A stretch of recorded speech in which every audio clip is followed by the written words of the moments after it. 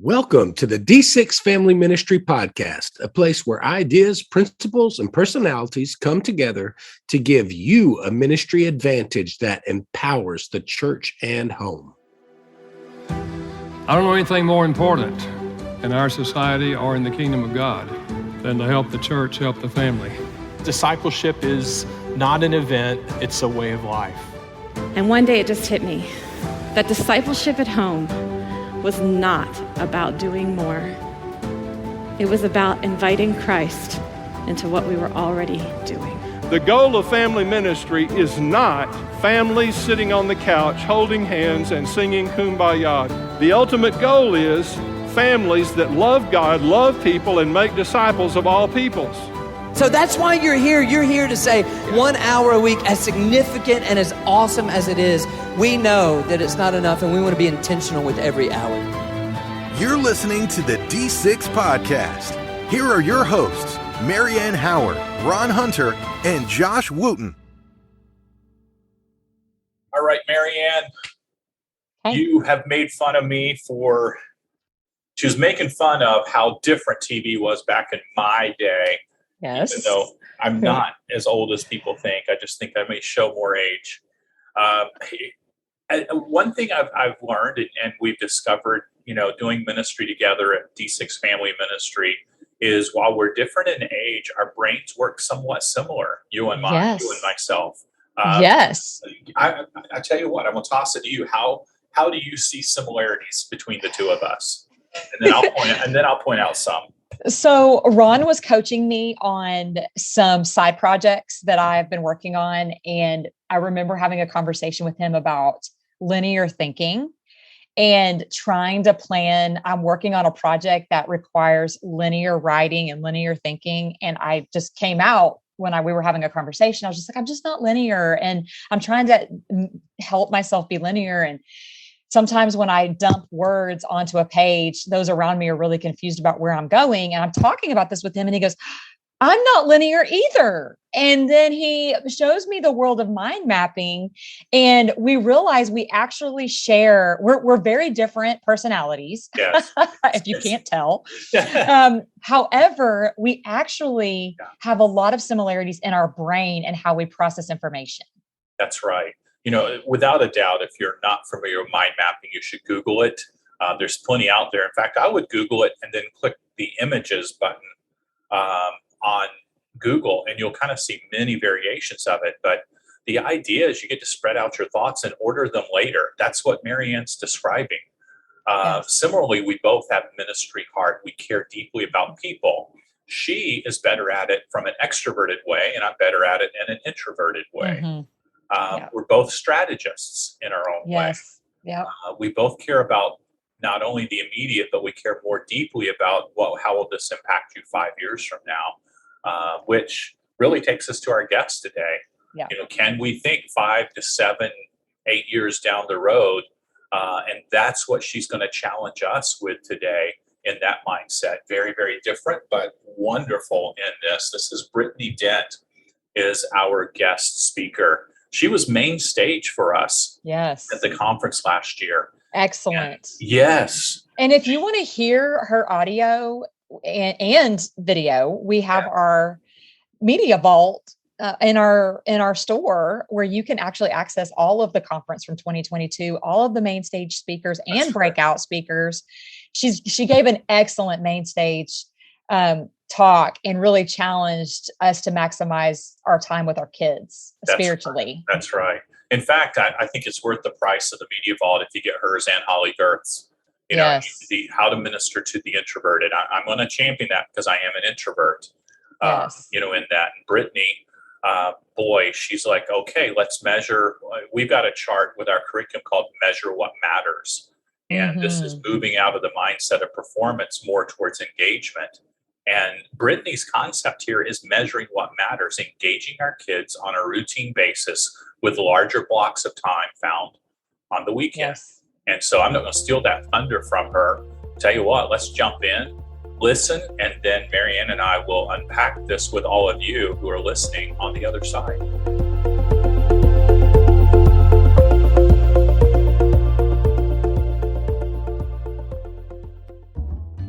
Are you looking for a way to equip families to do discipleship in their own homes?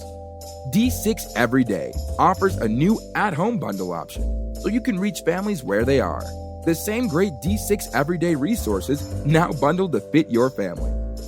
D6 Everyday at-home bundles are a great way to promote discipleship at home, especially during COVID-19 restrictions. Many churches and small groups are not gathering for worship or discipleship training, but you can resource them with teaching helps for the parents and devotion magazines for every member of the family, or about the cost of a Chick-fil-A meal. For more information, visit d6everyday.com.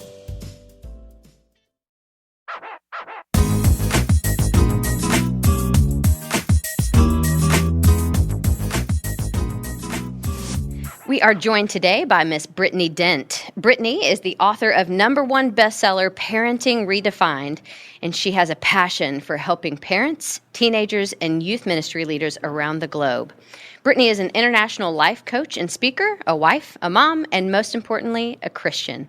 Britney and her husband, Maurice, are raising their 3 children in North Carolina, where they also planted a church in 2019. Her favorite scripture is Galatians 6:9, and I'm thrilled to get to have this conversation with you today. Britney, thanks for being here. Thank you for having me. Listen, each birthday that my kids have, it just seems to go by faster and faster, right? Like time's literally flying by. Yeah. I know you have a very unique way of putting that time in a perspective for parents. Can you share what that is? Yeah, sure. So a lot of my work is with teenagers, and so I decided to start from when a child is 13. So from the time your child is 13 until they're 18, you have 260 Saturdays with them. And I chose Saturdays because Monday through Friday, most children are at school and parents are at work. And then Sundays, most people are at church or they're at events or getting ready for the week. And so Saturday is pretty much the one day that we have to possibly spend time with our children. And so we have 260 Saturdays to spend with our teenagers from 13 to 18. That is not a big number. Not a lot of time. And it's fewer and fewer as we go on, which seems crazy. But it also, I don't know, kind of kicks you in the hiney, to say you have to make the most of that. What would you say are some hurdles that parents are facing as they're trying to make the most of those Saturdays and when they're trying to disciple their kids? I would say the hurdles would be being busy, for one. Like I mentioned, school. I mean, that's somewhat of a necessity unless you choose to homeschool. And then, of course, like all the other activities. And so just from my work with teenagers, they are involved in so much, whether it's arts or athletics or even tutoring or like all these other things that take up time. And so parents don't really have a lot of time with their children because of all the external things that are happening outside of the home. And then the other thing I would say as a hurdle would be technology. That wasn't the case so many years ago. And so there are so many things on devices that are competing with parents having that impact and parents having that opinion and parents being the one that is really getting through to the child versus all of these other things that they're finding on devices. And so that would be another hurdle. I could go on and on about a lot of hurdles. And so I'll say those are 2 big ones. But another one would be just parents not being aware, not knowing what to expect, what to look for, and how to handle whatever it is that they find and discover. Yeah. How can we overcome those hurdles as parents, though? Yeah. I think so. Of course, with the hurdle of busyness is to simplify. I was listening to something just recently that's talking about decluttering your calendar. And so we're all doing spring cleaning, at certain times of the year, but to clean out your calendar, you don't have to do everything. And so that will alleviate that hurdle. And then, of course, with the technology piece, setting some boundaries for children, which is easier said than done because they're out of your hair when they're on the devices, but just having those boundaries and actually being intentional with the time. And then other ways I think would be to create some positive family traditions. So that is one of the things that I love to talk about. I have this teen choice coach approach and I have 4 strategies. One is, gaining clarity. The second is being proactive. And so we know that these hurdles are there, so plan for that. And then the third one is creating positivity by having those family traditions, consistently doing those things with the children. And so the hurdles can't get in the way of that because you already have it planned out. And then the last part of my approach is to develop a plan out what it is that you're going to do with your time, plan out what it is that you want for your child in the future. And then those hurdles won't come. And if they do, you're easily able to overcome that because you already have your plan in place. You're already clear about what it is that you want to happen. Mm-hmm. Yeah. So if you didn't write those down, I need you to press pause right now, rewind about a minute and listen to those again. Write those down. Those are great pointers. So for the parent who's leaning in saying like, yep, I want to do this. Where do I start? How do I start this? What do you have to say to them? Just do it. I'm not a Nike fan at all, actually. But that's the thing. We can turn our mic off now. No, I'm just kidding. Go ahead. That's the thing. Just do it. Don't. I know there's a lot of different phrases about what it is when we have that like hesitation about things and like we wait and wait and wait, but the time is never right and it's never going to be perfect. So just go ahead and try, and you can always course correct. I mean, we're humans, and a lot of times parents, feel like they're at a loss for what to do, but in my work with actual teenagers, they are gracious. They know like you're learning as you're going and this is okay. And so just try to start taking those steps. And like I said, the first step is just to get clear, like what is it that you want for your child, for your family? What do you value? What is important? And that may have some pushback if, spirituality is more important, then maybe we're not doing sports because it's on Sunday. Or so just getting clear about what it is and putting it into motion. Yeah. So I think there are some parents who are leaning into that and who are like, yeah, I'm going to make the most of these Saturdays. And then I'm afraid that there are some parents who maybe they have tears in their eyes right now. Maybe their kiddo's about to graduate and they're like, I have 6 Saturdays left. Or, I'm recognizing that those Saturdays are just dwindling very, very quickly, very few number. Is it too late for them to start? It's never too late. So just to quote my dad, I mean, if you have breath in your body, there's hope. That's what he would always say. Thanks. And so, listen, Dad. he's very wise. And so I don't think it's ever too late. I think you can have a greater impact in a different way if you start redeeming that time early on. Oh, yeah. But I think that we know as parents, our children are always our babies and they're always our children. And so I also think about what is the plan for those who are in 12th grade or they're 17 or they're 18, like what is their plan for the future? And a lot of times it does involve sometimes still with the parents or even coming back later after they've kind of gone out and then they come back. And so just being intentional about impacting them even when they come back to you after they've kind of left the nest. Yeah, we're talking about Saturdays and intentional time with parents with Britney Dent. We're going to take a quick break and we will be right back.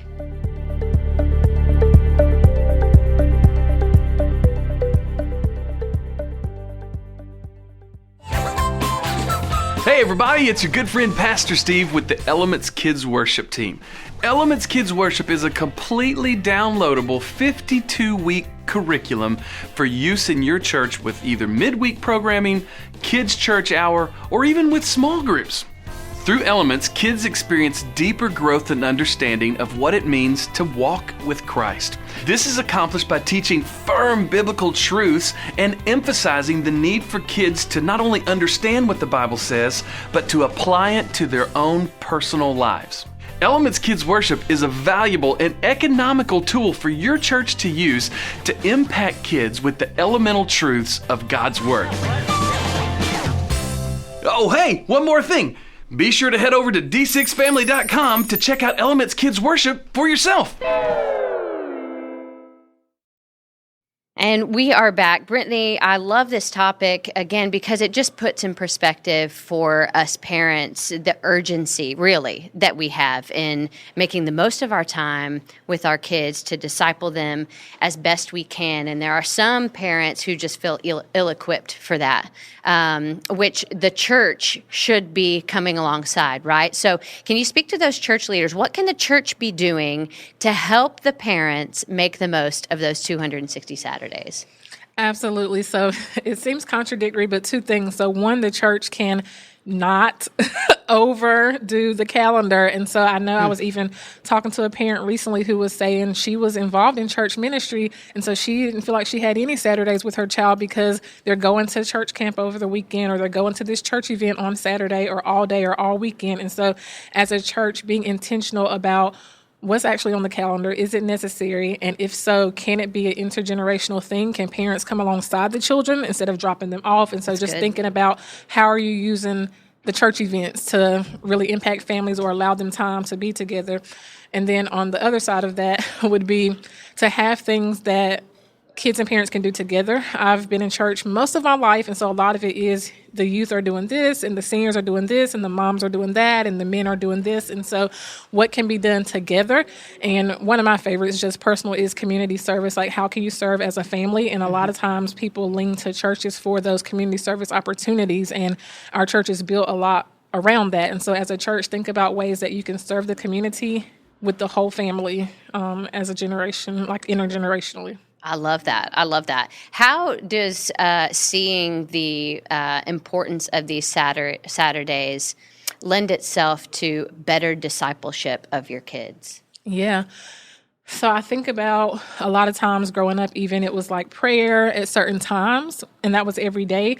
But then on Saturdays, I don't remember doing the prayer. Like, that was before we left the home, like, Monday through Friday, or of course at church you're praying. But even on Saturdays, and I've talked to some parents recently who are like, well, we're just sleeping in, or they're going off to do, their sports thing or whatever. But carving out that time to do that, just as you would before bed during the week, just as you would when you wake up, or, pray before you leave the house, setting aside that time, even if it's not the entire day. It doesn't have to be Saturday, 24 hours. I mean, you still have to sleep and do chores and all of that, but just carving out that time to be able to disciple, whether that is a Bible study, a devotion, or prayer, or worship together, something every day. Doesn't exclude Saturday, which a lot of times we do. Is like, we're just going to relax today. Yeah, that's great insight. So what are some resources that you can point parents to help in this? Yeah. Well, one would be my book. Yeah, I would recommend go that. ahead. Really, though, a lot of the things that I say and things that people ask me and I try to answer for them comes from my book. And so that's just a little bit more detailed than what I could give in a podcast or something like that. And so that's one resource. And then there's lots of other books. I mean, so many books. And I think it depends on your child, their gender, their age, and if they have different, mental things going on. There are books that you can find to help you through that. But I would honestly say the biggest resource would be your actual children, your kids. A lot of times people do not ask their opinion, and so they have really good opinions. Sometimes the things can be far-fetched and not actually helpful or doable, but a lot of times they are the biggest resource. I believe in giving them choices and, letting them have a voice. And so I think that is one of the best resources is your own children or other children that you know.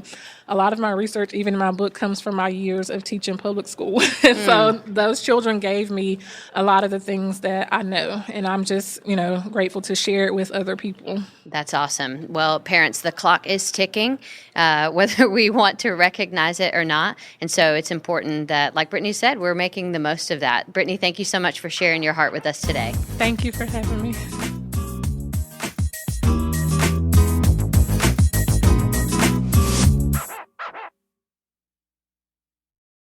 Well, Ron, after listening to that, I'll tell you, I'm still stuck at 260 Saturdays. Yes.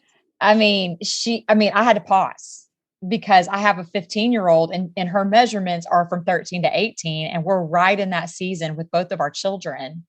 And 260 Saturdays I know is a gut punch. I know.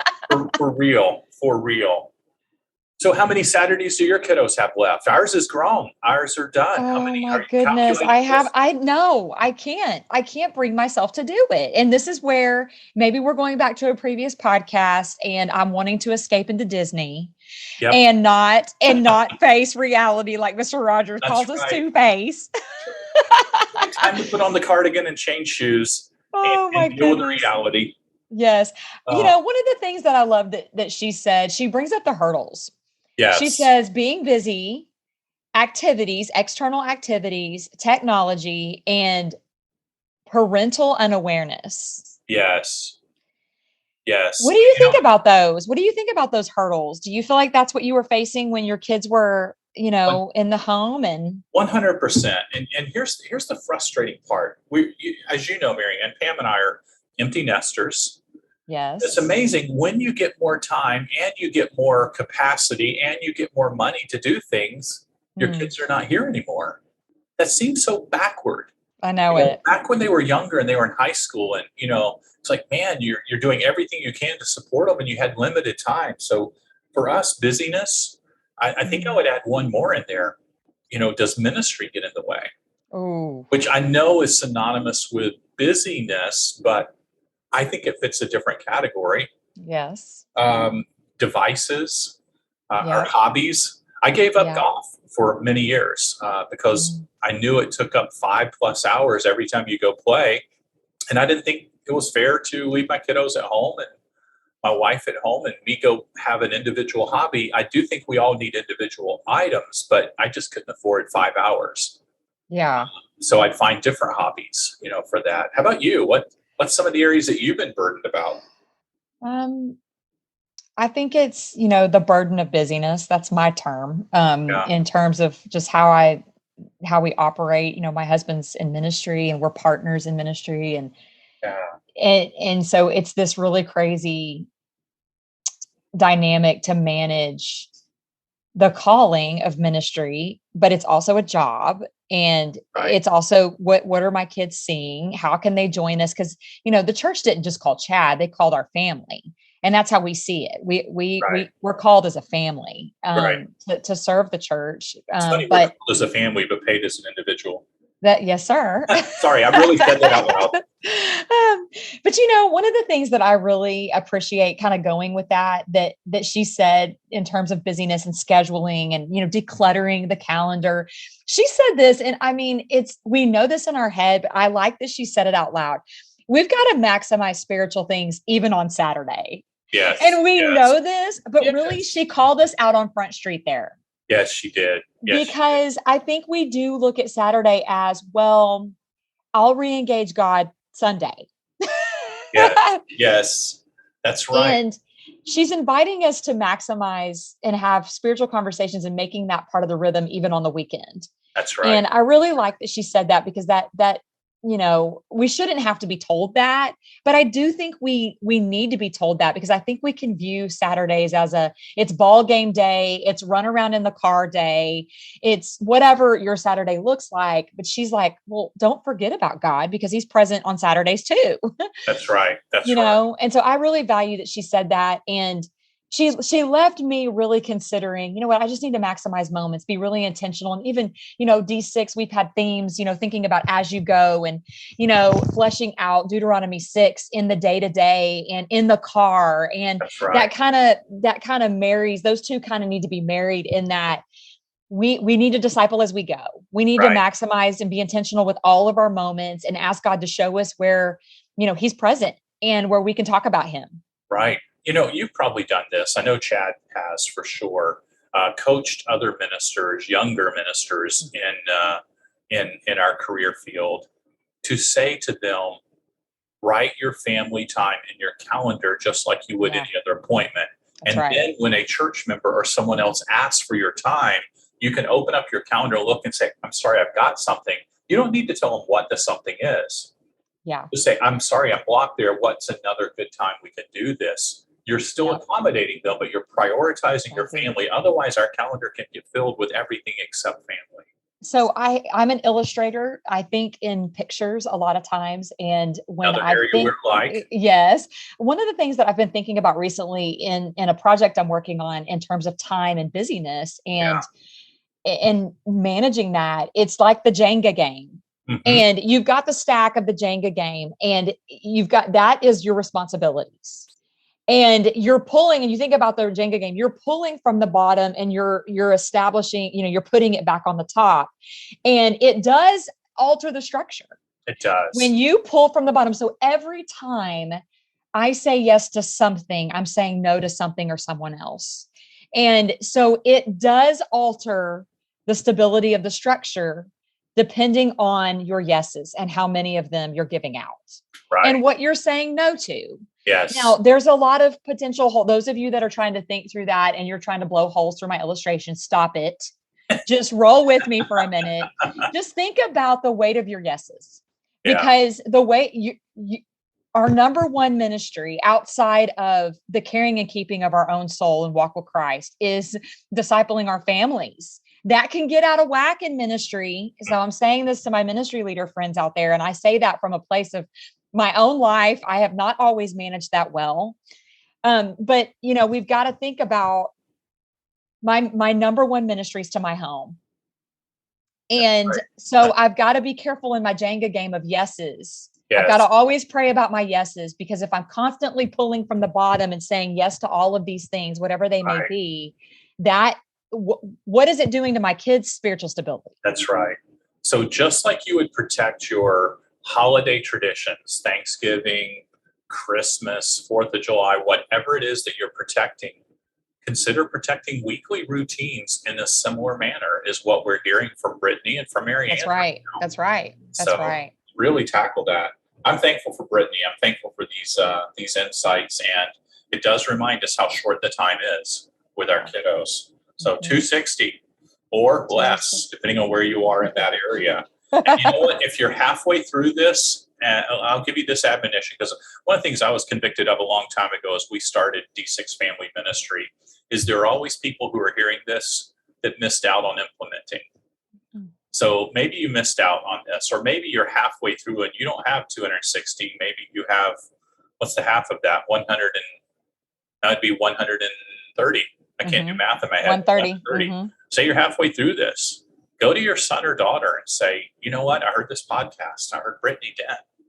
And I've kind of blown half of this, but I don't want to blow the next half. And just say to them, I want to be more intentional with my time with you on the weekend.